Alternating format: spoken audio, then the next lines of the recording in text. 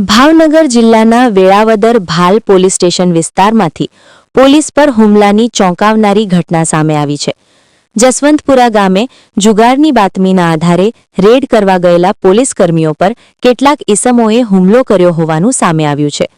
મળતી માહિતી મુજબ વેળાવદર ભાલ પોલીસ સ્ટેશનના 2 પોલીસ કોન્સ્ટેબલ અને કોન્ટ્રાક્ટ આધારિત ડ્રાઈવર જુગાર રમાતો હોવાની બાતમીને આધારે જસવંતપુરા ગામે કાર્યવાહી કરવા પહોંચ્યા હતા। આ દરમિયાન ત્યાં હાજર કેટલાક શખ્સોએ પોલીસ ટીમ સાથે ઉશ્કેરાટ કરી હુમલો કર્યો હતો। હુમલામાં 2 પોલીસ કોન્સ્ટેબલ તથા ડ્રાઈવર ઇજાગ્રસ્ત થયા હતા। ઇજાગ્રસ્તોને તાત્કાલિક સારવાર માટે ભાવનગરની સર ટી હોસ્પિટલ ખાતે ખસેડવામાં આવ્યા હોવાનું જાણવા મળ્યું છે। ઘટનાની જાણ થતાં પોલીસના ઉચ્ચ અધિકારીઓ દોડી આવ્યા હતા અને સમગ્ર મામલે વધુ તપાસ હાથ ધરવામાં આવી છે। હુમલો કરનાર શખ્સોને ઝડપી લેવા માટે પોલીસ દ્વારા કાર્યવાહી શરૂ કરવામાં આવી હોવાનું પણ જાણવા મળ્યું છે।